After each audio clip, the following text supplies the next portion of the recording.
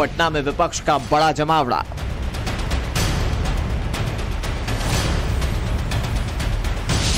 लोकतंत्र का नाम भ्रष्टाचारी बचाओ काम। विपक्ष को लोकतंत्र के खतरे वाला फोबिया। एक तरफ अमेरिका में मोदी मोदी की गूंज हो रही है। ये गूंज मोदी की नहीं बल्कि पूरी दुनिया के सबसे बड़े लोकतंत्र की हो रही है। अमेरिकी संसद में मोदी के सम्मान का मतलब वो भारत जो न सिर्फ लोकतंत्र की जननी है बल्कि वो देश जो लोकतंत्र को जीता है। लेकिन दूसरी तरफ 1975 में लोकतंत्र को बचाने की लड़ाई लड़ने वाले लोकनायक जयप्रकाश नारायण की धरती पर उस विपक्ष का जमावड़ा हो रहा है जो देश में लोकतंत्र को खतरे में बता रहा है। 2024 की लड़ाई मुद्दों के आधार पर नहीं जीत पाने के शक में अब देश में लोकतंत्र के खतरे की दुहाई दी जा रही है। एक डर है कि 2024 के आखिरी चुनाव होगी, उसके बाद ही देश में चुनाव नहीं हो। जब से जनतंत्र खतरे में आया है और ईडी, सीबीआई, इनकम टैक्स के जब से छापे पड़ने लगे हैं और संविधान खतरे में है तो सबको लगा कि मिलकर के लड़ा जाए, देश को बचाया जाए। जिन्होंने जेपी को जेल में भेजा, जिसकी बीमारी में जेपी की किडनी खराब हुई जेल में, उस कांग्रेस के साथ नीतीश कुमार खड़े हैं। अब बात करते हैं, हिम्मत कैसे होती है किसी के बोलने की। दरअसल ये नैरेटिव विपक्ष की तरफ से लगातार फैलाया जा रहा है। कभी पार्लियामेंट में लोकतंत्र बचाओ का नारा दिया जाता है तो कभी राहुल गांधी देश विदेश में लोकतंत्र के खतरे में होने का रोना रोते हैं। बीजेपी हिंदुस्तान को तोड़ने का काम कर रही है, नफरत फैलाने का काम कर रही है, हिंसा फैलाने का काम कर रही है। मैं पुनः कहती हूँ, क्या 84 के दंगों के माध्यम से गांधी खानदान ने मोहब्बत का इजहार किया था? लेकिन विदेश में फैलाए जा रहे हैं इस तरह के देश विरोधी प्रोपेगेंडा का अपने अमेरिका दौरे पर पीएम नरेंद्र मोदी ने जो जवाब दिया उसका लोहा खुद अमेरिका के राष्ट्रपति जो बाइडेन ने माना। जब आप डेमोक्रेसी कहते हैं, जब डेमोक्रेसी को स्वीकार करते हैं और जब हम डेमोक्रेसी को लेकर के जीते हैं तब डिस्क्रिमिनेशन का कोई सवाल ही नहीं उठता है। और इसलिए भारत सबका साथ, सबका विकास, सबका विश्वास, सबका प्रयास, उन मूलभूत सिद्धांतों को लेकर के, और इसलिए हम चलते हैं। Two proud nations whose love of freedom secured our independence, bound by the same words in our Constitution. First three words, we the people. The enduring ties and shared values between our people. 1975 में इसी जून के महीने में 25 तारीख को कांग्रेस की उस समय की प्रधानमंत्री इंदिरा गांधी ने लोकतंत्र को हटाकर इस देश में इमरजेंसी लगाई थी, जिसके बाद लोकनायक जयप्रकाश और उनके आंदोलन से उस समय जुड़े लालू प्रसाद यादव, नीतीश कुमार और बीजेपी के कई बड़े दिग्गज नेता जेल गए थे। लेकिन आज यही नेता कांग्रेस के साथ खड़े होकर लोकतंत्र की दुहाई दे रहे हैं। आज जितने भी विपक्षी दल एक छत के नीचे दिखाई दे रहे हैं उसमें कॉमन ये है कि उनके कई नेता भ्रष्टाचार को लेकर सीबीआई, ईडी के शिकंजे में फंसे हुए हैं। ऐसे में सवाल यह है कि क्या ये महाबैठक लोकतंत्र को बचाने के लिए बुलाई जा रही है या फिर लोकतंत्र के नाम पर अपने लोगों को बचाने का कोई संयुक्त एजेंडा है। Bureau report, times now, Navbharat. देखिए, शायद संयोग भी इसी को कहते हैं। एक तरफ तो पूरी दुनिया में लोकतंत्र को लेकर भारत की वाहवाही की जा रही है, लोग भारत के लोकतंत्र के नाम पर कसीदे कर रहे हैं। खुद अमेरिकी राष्ट्रपति जो बाइडेन ने भारत के लोकतंत्र को लेकर तारीफ की, लेकिन दूसरी तरफ भारत में रहने वाले कुछ लोग इसी लोकतंत्र को खतरे में देखते हैं। तो भाई इसके पीछे की वजह क्या है, ये समझने की कोशिश करेंगे। कई सारे मेहमान हमारे साथ जुड़ गए, उनका तारुफ आपसे करा दे। उससे पहले आपको बता दें, साकेत हमारे साथ जुड़ गए पटना से लाइव, जो कि आज विपक्ष की हो रही बैठक को लेकर हर एक जानकारी देंगे। इसके अलावा हमारे साथ गुरु प्रकाश पासवान जुड़ गए, बीजेपी के प्रवक्ता हैं। अवधेश कुमार हमारे साथ जुड़ गए, वरिष्ठ पत्रकार हैं। इसके साथ साथ हमारे साथ जीएम शाहीन साहब जुड़ गए, वरिष्ठ नेता हैं। जेडीयू के किशोर तिवारी हमारे साथ जुड़ गए हैं, जो कि शिवसेना के उद्धव गुट के नेता हैं। हमारे साथ चंद्रमोहन शर्मा जी स्टूडियो में हमारे साथ हैं, कांग्रेस के नेता। आप सभी का बहुत बहुत स्वागत है। जल्दी से साकेत, बैठक को लेकर क्या अपडेट मिल रही है वहां से, ग्राउंड जीरो से?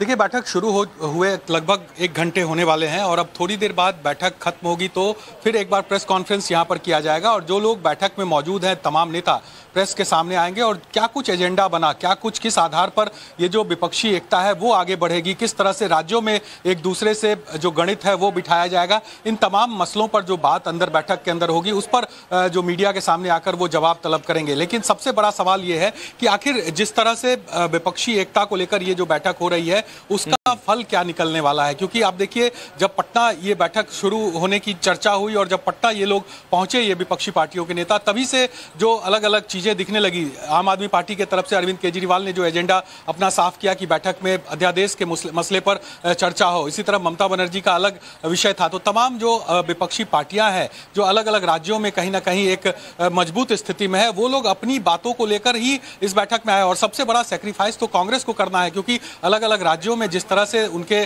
साथ अगर गठबंधन करती है कांग्रेस तो वहां पर उनको बैकफुट पर जाना पड़ेगा, वहां पर कम सीटों पर कांग्रेस को लड़ना पड़ेगा। कांग्रेस क्षेत्रीय दलों के छत के नीचे चुनाव लड़ पाएगी क्या राज्यवार? ये सवाल बड़ा साकित, उसको लेकर फॉर्मुलेशन क्या होगा उस पर बात करेंगे। हमारे साथ कई सारे मेहमान जुड़े हुए। मैं शुरुआत चंद्रमोहन शर्मा जी आप ही से करता हूं, क्योंकि संजय राउत के साथ आप महाविकास अघाड़ी में सरकार भी चला रहे थे। संजय राउत कह रहे हैं कि लोकतंत्र खतरे में है और अगर मोदी जी चुनाव जीत गए 2024 वाला तो लोकतंत्र पर खतरा ज्यादा बड़ा हो जाएगा। एक तरफ तो पूरी दुनिया तारीफ कर रही है, दूसरी तरफ आपको लोकतंत्र खतरे में क्यों दिखता है सर? देखिए, जहां अगर दुनिया तारीफ भी कर रही है तो वहां उसी दुनिया के अंदर जहां बाइडेन तारीफ कर रहे हैं तो ओबामा इसके अगेंस्ट बोल रहे हैं। अभी अब लेटेस्ट न्यूज है, ओबामा ने बोला कि जिस तरह का हिंदुस्तान चल रहा है अगर वो नहीं आता और एक वर्ग समुदाय का अपमान होता है तो वो हिंदुस्तान को तोड़ने की तरफ जाएगा, खतरा है। मैं मोदी से मिलूंगा तो बात करूंगा, तो ये अपना अपना ओपिनियन आ जाता है। आज देश के अंदर 2024 का इलेक्शन जो बहुत ज्यादा बड़े पद पर ओबामा बैठे हैं कि बाइडेन बैठे हुए हैं? बिल्कुल, आज बाइडेन बैठे हैं, ओबामा भी पूर्व राष्ट्रपति हैं अमेरिका के, तो उनका भी कहा जा सकता है। हाँ। डेमोक्रेटिक और 2 पार्टियां वहां पर रहती है। उसी तरह से 75 सांसदों ने भी इस बात का जिक्र करा है जो ऑलरेडी वायरल हो रहा है, उन्होंने भी इन्हीं मुद्दों को आगे अग्रसर करा है। फिर अमेरिका के अंदर जो देश के प्रधानमंत्री के सामने जो प्रश्न चिन्ह आया, जो एक प्रश्न खड़ा हुआ 9 सालों के बाद, वो भी वही आया। देखिए, कहीं ना कहीं कुछ चीज होती है, जब कोई धुआं लगता है आग वहीं लगी होती है। विषय तो कहीं ना कहीं है हिंदुस्तान के अंदर। लेकिन ये बात तो बहुत गंभीर है ना सर कि जिस देश की नींव लोकतंत्र हो उस देश की नींव को लेकर प्रश्न चिन्ह अगर आप खड़े कर देते हैं तो बिना ठोस आधार के तो वो सवाल नहीं उठाए जा सकते। वैसे मैं अभी शुरुआत में जाना नहीं चाह रहा था, लेकिन आप ले ही आए मुझे। अगर उस प्रश्न पे खड़ा होते हैं तो फिर मणिपुर के ऊपर चुप क्यों है, मौन क्यों साधे हुए?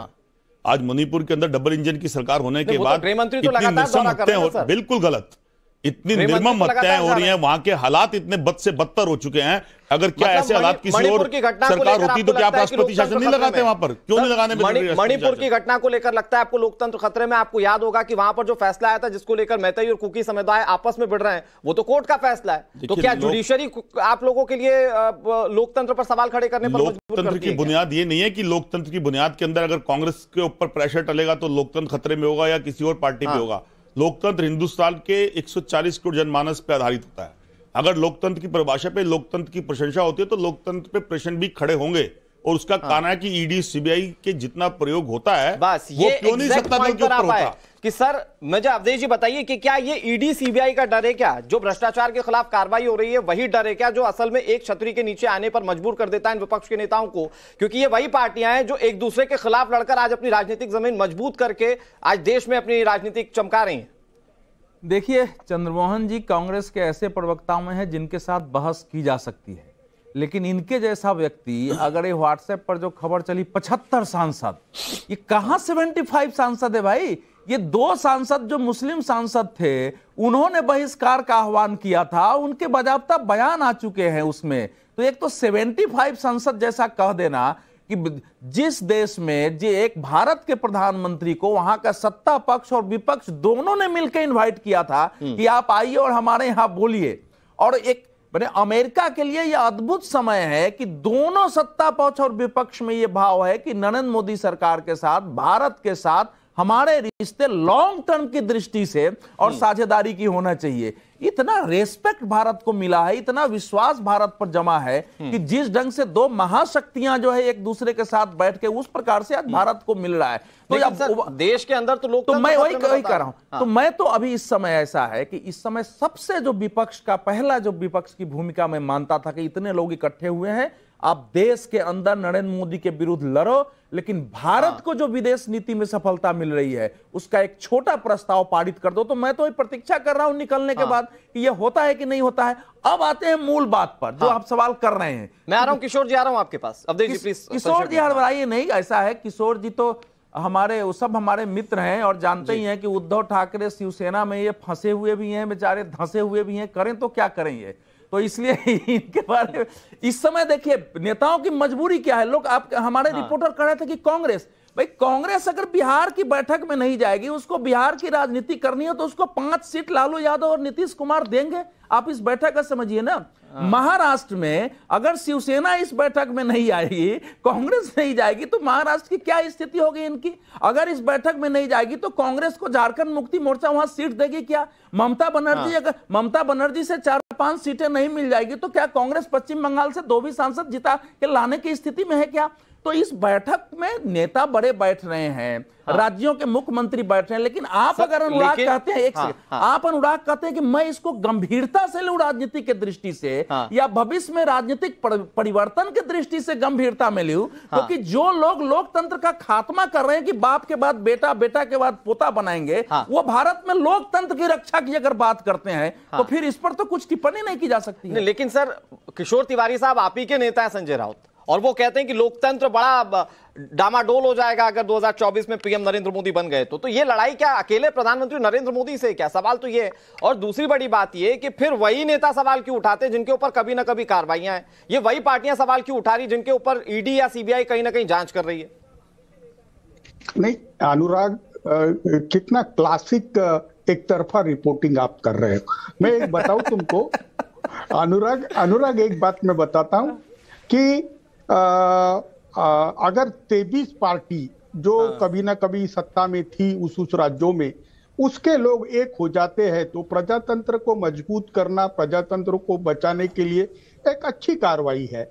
तो अवधेश जी भी उसकी सराहना करते। किशोर तिवारी साहब मैंने कहा भी कि यही तो गंभीर प्रश्न है कि जिस देश में लोकतंत्र सबसे बड़ा आधार हो, सबसे बड़ी नींव हो, उस देश में अगर लोकतंत्र पर सवाल है तो ये तो सबसे गंभीर विषय है। तो उसका आधार जानना जरूरी है कि किस स्तर पर आपको लोकतंत्र खतरे में दिखता है। अरे भाई जेल जाने से बचना है, आप कैसे सवाल कर रहे हैं। देखिए ये अवधेश जी कह रहे हैं जेल जाने से बचने के लिए आपको लोकतंत्र खतरे में दिख रहा है। अरे भाई बेचारे वो संजय राउत तो 100-150 दिन जेल में रह के आ गए और उनकी बेल ऑर्डर में बोला कि इनके खिलाफ कोई आरोपी नहीं होता, प्रमुख आरोपी तो बाहर है। वैसे ही 13 महीने मेरे एक मित्र है अनिल देशमुख, जिसको 100 करोड़ का वो लगा था, वो 13 महीने जेल का खाना खा के आए और उनको बेल ऑर्डर में बोला कि सुनी सुनाई बातों पे। तो देखो अभी जो बीजेपी के पाले में जाते हैं उन पे ईडी सीबीआई की कार्रवाई नहीं होती, उनको जेल भी जाना नहीं पड़ता। लेकिन महाराष्ट्र में जिस प्रकार की सरकार गिराई गई, ईडी सीबीआई का जो खुला दुरुपयोग हो रहा है, तो ऐसा लगता है कि बीजेपी विपक्ष वो दरअसल आप लोगों के मन में टीस है जो सरकार चली गई और इसी के चलते आप लोग लोकतंत्र की दुहाई दे रहे हैं। बात इतनी है? नहीं अनुराग, ऐसा नहीं है। सत्ता में तो आपकी बात घुमा फिरा कर तो वही आ रही है कि कार्रवाइयां हो रही है तो एक साथ है।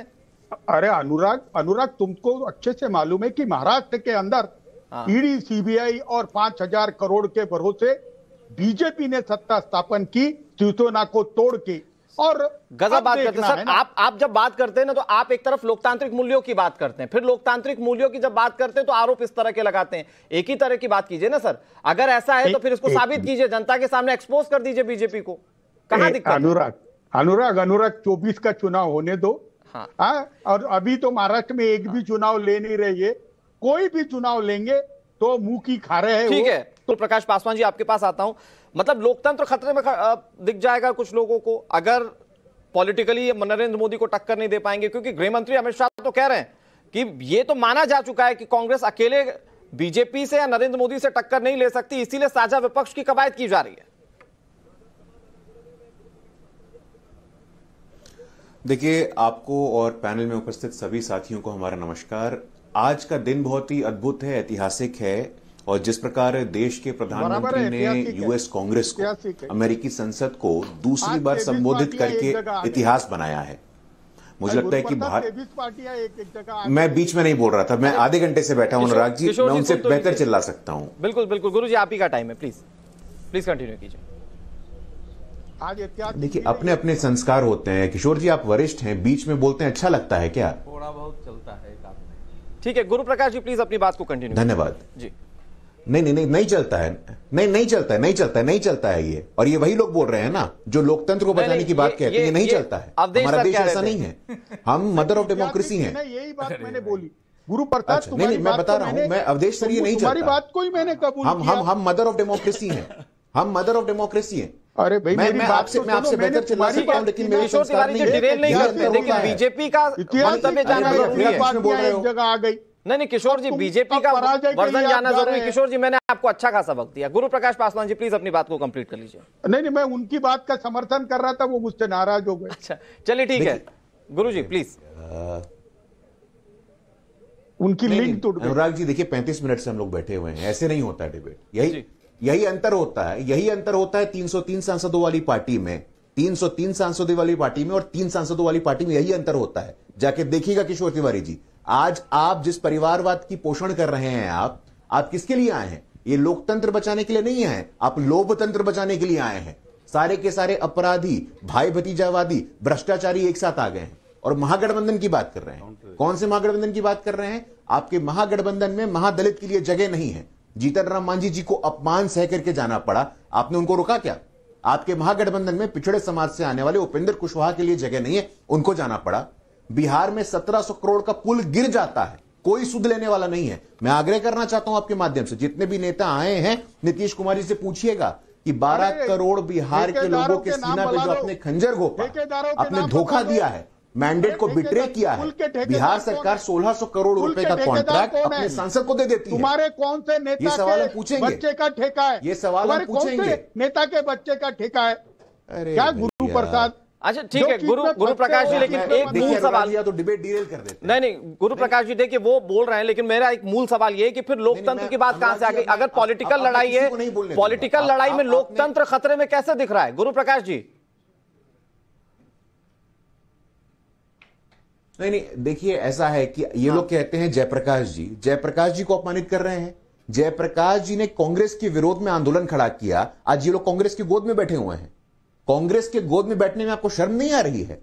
कांग्रेस ने इस देश के इतिहास में सिर्फ एक बार आपातकाल लगाया है, किसने लगाया है? लोकतंत्र पे काला धब्बा किसने लगाया? मैं पूछना चाहता हूं आपसे, एक परिवार के प्रकोप से आगे निकलिए। ठीक है गुरु प्रकाश जी, मैं आ रहा हूं, आपका जवाब हो गया। गुरु प्रकाश जी इस पर काउंटर करना चाह रहे कांग्रेस के नेता, उसके बाद मैं जेडीयू के पास जाता हूं please. Prakash ji mother of democracy की बात कर रहे हैं और उसी मदर ऑफ डेमोक्रेसी की बात करते करते वो 17 करोड़ डिबेट नहीं होता है। गुरु प्रकाश जी सुन लीजिए, आप, मैंने पूरा नहीं बोला है। बोलिए आप पूरा बोलिए। लगातार मुझे हस्तक्षेप किया गया, मैं आपसे चाहता हूं, मैं आग्रह करता हूं आपसे। गुरु प्रकाश जी, मेरे पास वक्त की लिमिटेशन होती है। देखिए लगातार किशोर तिवारी जी मेरे बीच में बोल रहे थे, मैं उनके बीच में नहीं बोला था।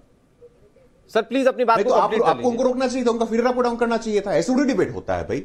गुरु प्रकाश जी आप नाराज नहीं, मैं दोबारा बोल रहा हूं, जिन लोगों ने भारत में एकमात्र, भारत के इतिहास में जिन्होंने सिर्फ एक बार आपातकाल लगाई, वो किसने लगाया है? कांग्रेस पार्टी ने लगाया है। और जयप्रकाश नारायण जी का नाम ले रहे हैं, 1975 का नाम ले रहे हैं आप, और 1975 में जिस पार्टी के विरोध में आंदोलन हो रहा था, आप उनके गोद में जाके बैठे हुए हैं। आपको शर्म आनी चाहिए। एक परिवार से आप आगे निकलने को तैयार नहीं है। आप लोकतंत्र नहीं, परिवारवाद, भाई भतीजावाद, भ्रष्टाचार को बचाने के लिए एक साथ आए हैं। चाय पिएंगे, लिट्टी चोखा खाएंगे और बाहर चले जाएंगे। ठीक है गुरु प्रकाश जी जवाब दे रही है कांग्रेस, चेहरा कौन होगा? कौन किस सीट पे लड़ेगा? बताइए ना, अगर हिम्मत है तो। ठीक है जल्दी से। देखिए मदर ऑफ डेमोक्रेसी की बात करते हैं गुरु प्रकाश जी, भूल गए कि आप सत्ता पक्ष में रह के अपनी मजबूरी से आप एक पत्रकार को उसके नीति के ऊपर लेके चले गए। बात आपको कहने को मिल रही है, समय आपको मिल रहा है, मदर ऑफ डेमोक्रेसी है। इतना लोकतंत्र के ऊपर आपका खौफ और आतंक है कि आपको रोकने के लिए भी पत्रकार को सोचना पड़ता है। विपक्ष बोले तो कटाक्ष में बोलना पड़ता है। और 17 करोड़ के जिस पुल की आप बात कर रहे हो, उसका मीठा मीठा गपगप आपने अपने शासनकाल में बनाया है। वो पुल 10 दिन में नहीं बनाया है। उसके ऊपर जो ठेकेदारी और जो आवंटन हुआ था, वो आपके सुशासन बाबू के टाइम पर हुआ था, जिसके अंदर जिस आज नीतीश कुमार को आप गलत बोल रहे हो, उसी नीतीश कुमार को आप सुशासन बाबू कह के आप महिमा मंडित करते थे। आपके गिरिराज किशोर, आपके जो मोदी जी हैं, आज कैसे गलत हो गए सुशासन बाबू? यही चाल चरित्र और चेहरा आपका पीडीपी के साथ भी था, यही चाल चरित्र और चेहरा आपका कांग्रेस के साथ भी था। लेकिन चंद्रमोहन शर्मा जी, हम अपने मूल सवाल से नहीं भटकते, क्योंकि सवाल का जवाब तो यही तलाशने की कोशिश हो रही है ना कि कैसे फिर लोकतंत्र। जीएम शाहीन साहब, क्या जेडीयू को भी लगता है क्या कि लोकतंत्र खतरे में है? और आप तो क्योंकि सूत्रधार बनने की कोशिश कर रहे हैं विपक्षी एकता की, तो वो अगर आप सूत्रधार हैं तो क्या आप ये फॉर्मुलेशन भी निकाल पाएंगे कि तमाम राजनीतिक पार्टियां कैसे आपके साथ रहे, क्योंकि अभी तो अध्यादेश के मामले पर ही आम आदमी पार्टी और कांग्रेस में टकराव है। कोई टकराव नहीं है। देखिए आज की डेट में आज की जो मीटिंग है जी ये इसीलिए है कि जो भी अगर कोई नाराजगी किसी पार्टी की है उसको दूर करे। अगर हम लोगों ने भाजपा को सत्ता से दूर रखना है, अगर सरकार हमने भाजपा मुक्त देश को बनाना है तो हमें एक होना पड़ेगा। देखिए मैं आपको बता दूं कि आज की डेट में इन्होंने 3 तोते पाल के रखे हैं और जहां पर भी इनको लगता है कि हम कमजोर हो रहे हैं, जिस तरह पाकिस्तान में इमरान खान की पार्टी को एक एक करके आर्मी पकड़ के ले जाती है और उनसे लिख कर लेती है और बाहर वो मीडिया के सामने आकर कहते हैं कि हम इस पार्टी में नहीं है। इस देश में आज वही खतरा है कि कहीं ना कहीं नहीं सर, आप ये गलत कर रहे हैं सर, ये नहीं जैसे माहौल पैदा हो। आप कैसी बात कर रहे हैं? आप कैसे कंपैरिजन कर सकते हैं सर? मैं इस पे आपत्ति रखता हूं सर, इसलिए मैं नहीं बोले भाई। हम सर आप पाकिस्तान से कंपेयर कर रहे हैं सर देश के हालात को। बीच में नहीं बोली सर, आप देश के हालात को पाकिस्तान से कंपेयर करेंगे। देखिए आप वरिष्ठ नेता हैं सर, आपसे कम से कम ये उम्मीद नहीं। चाहते हैं कि डेमोक्रेसी खत्म हो देश के अंदर और हिटलर का माहौल पैदा हो, और हिटलर का माहौल हम पैदा नहीं होने देंगे। सभी जितनी पार्टीज हैं व्यक्ति हैं आप देश में, गुरु प्रकाश ये हिटलर और मुसोलिनी का आप टेलीविजन पर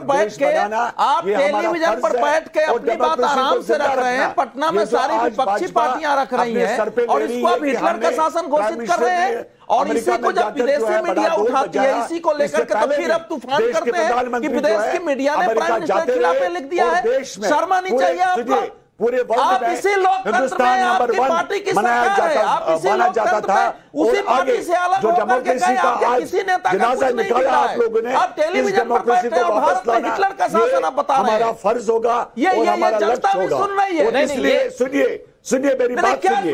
ये जो आप लोगों ने माहौल और ये जो दहशत का माहौल देश के अंदर बना के रखा है, फिर पटना में सारे विपक्षी दहशत को खत्म करना ये हमारा फर्ज है। आपका बस चले, आप देशवासी नहीं, ये मोदी अवधेश जी ये ऐसा नहीं है कि ये मुश्किल है देश की जनता के लिए समझना कि ये फेयर पॉलिटिक्स की जा रही है। नहीं, आप शाहीन साहब आप कुछ और बातें कह सकते थे, ये गलत है। गुरु प्रकाश जी प्लीज अपनी बात को कहिए। लेकिन मेरा सवाल सिर्फ इतना सा है कि आज जब तमाम कार्रवाइयां हो रही है और सारे मामलों को लेकर हर नेता जुडिशरी के पास जा रहा है और जुडिशरी ने जब किसी को क्लीन चिट नहीं दी, तो कैसे इस पूरी कार्रवाई को क्वेश्चनेबल रखा जाए? पूरी बिल्कुल गुरु प्रकाश जी लगता है कि नीतीश कुमार जी के पास कोई नैतिक अधिकार नहीं है। नीतीश कुमार जी के पास कोई नैतिक अधिकार नहीं है। बीच में बड़बड़ा रहे हैं आप। अरे भाई, आप लोकतंत्र की बात करें तो लोकतंत्र का सम्मान करिए, लोगों को सुनिए, लोगों को सुनने का धैर्य रखिए। भाई, नीतीश कुमार जी अपने आप को अपने पार्टी का शाश्वत अध्यक्ष बना देते हैं। परमानेंट प्रेसिडेंट अगर कोई जेडीयू का है तो नीतीश कुमार रहेंगे, सर्वे सर्वा रहेंगे। अरे ये बीच में लगातार ऐसे बोलेंगे तो हम लोग डिबेट का समय बर्बाद करेंगे। गुरु प्रकाश जी अपनी बात कहिए। जब वो देश में हिटलर शाही की बात कर सकते हैं तो वो किसी बात को नहीं मान सकते। गुरु प्रकाश जी मेंबर पार्लियामेंट्स आया करते थे, आज आप सुपर हीरो बने। नीतीश कुमार जी का उत्तराधिकारी कौन है? हम साधारण सवाल पूछते हैं। तो आप हीरो बनने की कोशिश। नीतीश कुमार जी का उत्तराधिकारी कौन है बताइए? मत कीजिए आप, ये आप मानिए। नीतीश कुमार जी का उत्तराधिकारी कौन है? नीतीश कुमार जी का उत्तराधिकारी कौन है? एक प्रश्न मैं आपसे पूछ रहा हूं, बताइए। अब बताइए ना, आप बताइए ना। आप नहीं बता पाएंगे क्योंकि आपके पास कोई ताकत नहीं है, कोई कल्पना नहीं है आपके पास। आपके पास कोई ताकत नहीं है। नीतीश कुमार जी जेडीयू के सर्वे सवाल पूछ रहे हैं। गुरु प्रकाश जी मुख्यमंत्री रहेंगे। नरेंद्र मोदी जी के बाद अगला नेता कौन? नीतीश गडकरी, राजनाथ कौन है? गुरु प्रकाश जी आप पे भी है प्रश्न। एक उंगली ने 4 उंगली आपकी तरफ खड़ी कर दी। नरेंद्र मोदी जी के बाद कौन? अब आपने पूछा है तो मैं, भैया आप स्टूडियो में बैठे हैं तो आप ऐसे चिल्लाइए मत। आपने पूछा, मैं आपका जवाब दे रहा हूं। आज विश्व की सबसे बड़ी पॉलिटिकल पार्टी है, अटल जी के बाद उत्तराधिकारी कौन? ये भी सवाल आप लोगों ने पूछा था, आपको जवाब मिल गया है। 2014 में देश की जनता ने आपको जवाब दिया है, 2019 में देश की जनता ने आपको जवाब दिया, 2024 में मार्गदर्शन में डाल दिया। 300 से ज्यादा सीटें भारतीय जनता पार्टी आएगी। मार्गदर्शन में गोवा की मीटिंग के अंदर ध्वस्त कर दिया। ठीक है चंद्रमोहन शर्मा जी, गुरु प्रकाश जी वक्त इतनी इजाजत देता है। माफ कीजिएगा मुझे किशोर तिवारी जी मैं आपके पास नहीं आ पाया, लेकिन कुल मिलाकर इस पूरे डिबेट को जब जनता देखती होगी तो एक बात समझती होगी कि घुमा फिरा कर बात केंद्रीय जांच एजेंसीज की जांच पर जरूर टिकती है।